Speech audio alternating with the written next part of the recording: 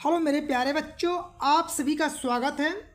आप सभी को संक्रियाओं के नियम से जो संबंधित सवाल होता है, आप सामने सवाल देख सकते हैं। ठीक है, जब आपका एक ही में जोड़, घटाना, गुणा, भाग वाले सभी मिक्स करके सवाल देता है तो इस प्रकार के सवाल को आप कैसे लगाते हैं, बहुत सिंपल सा होता है। आप वीडियो को बस लास्ट तक देख लीजिए। आज के बाद आपको इस प्रकार के सवाल सामने आएगा ना तो उससे आपको डर नहीं लगेगा। बहुत सिंपल लैंग्वेज, बहुत आसान भाषा में सिखाने वाले हैं। एक एक स्टेप को एकदम बारीकी से समझाएंगे। ठीक है, तो चलिए वीडियो स्टार्ट करते हैं। तो देखिए आपके सामने सवाल लिए हैं जिसमें आपका भाग भी है, गुणा भी है, घटाना भी है और जोड़ भी है, यानी सभी आपका एक ही में मिक्स रहता है। इस प्रकार के सवालों को ही संक्रियाओं का नियम कहते हैं।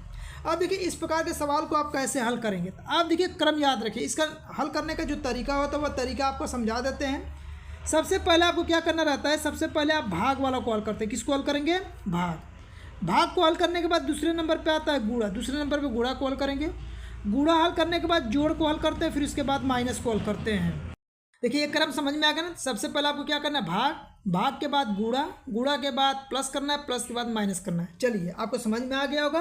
तो अब चलिए इस सवाल को हल करते हैं। देखिए इसमें सबसे पहले आप खोजेंगे भाग में कौन है। देखिए भाग में यही दोनों है ना, यही भाग में है और इसके अलावा सबको उतार लेंगे, यानी 4 का भाग 8 में जाएगा। जब 4 का भाग 8 में जाएगा तो 4 का भाग 8 में जाता है, कितना आता है? 2 ना, तो 2 लिखेंगे। फिर इसको इसी तरह उतार लीजिए। गुणा 3 है तो 3 लिखिए, माइनस 4 है तो 4 लिखिए, प्लस 1 है तो 1 कर लिए। पहले नंबर वाला हल हो गया। दूसरे नंबर पे आपका क्या है? गुणा। अब गुणा हल करना, देखिए गुणा में यही दोनों है ना, इन्हीं दोनों को केवल हल करेंगे। देखिए 2 का पढ़ा 3 बदू 6। अब इसको सारे को उतार लीजिए, -4 प्लस 8। ठीक है, अब किसको हल करना है? जोड़ को।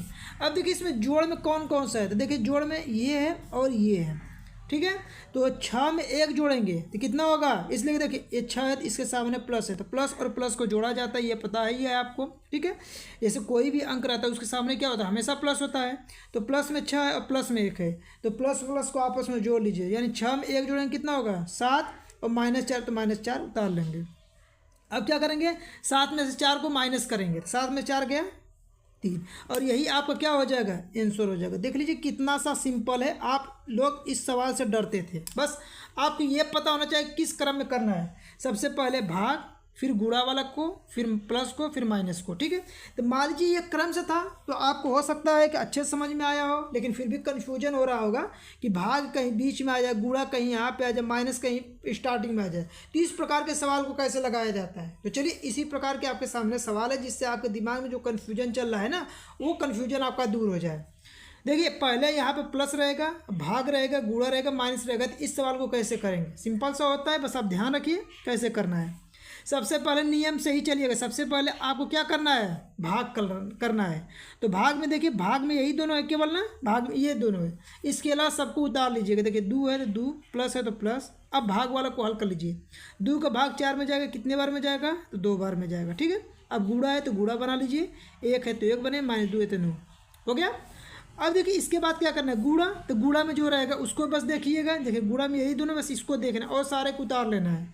2 प्लस, देखिए 2 का गुणा 1 में 2 और -2 है तो -2 कर लीजिए। ठीक है, अब देखिए आपका भाग भी हो गया, गुणा भी हो गया। अब किसका नंबर आएगा? जोड़ का ना। अब देखिए आपके सामने क्या है? जोड़ है, तो पहले जोड़ वाला का इसको हल करेंगे। 2 में 2 जोड़ेंगे 4 और -2 है तो -2 कर लेंगे।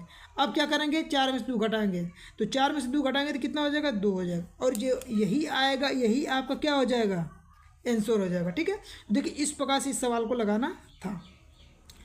यदि आपको सवाल समझ में आ गया होगा तो वीडियो को लाइक ज़रूर कीजिएगा। कमेंट में आप ज़रूर कुछ लिखिएगा कि हाँ सवाल समझ में आया या नहीं आया। इसके अलावा आपको होमवर्क में एक सवाल देते हैं जिसका आंसर आपको कमेंट बॉक्स में लिखना है। तो यहाँ पे ध्यान रखिए, तीसरा नंबर का सवाल होमवर्क में दे देते हैं।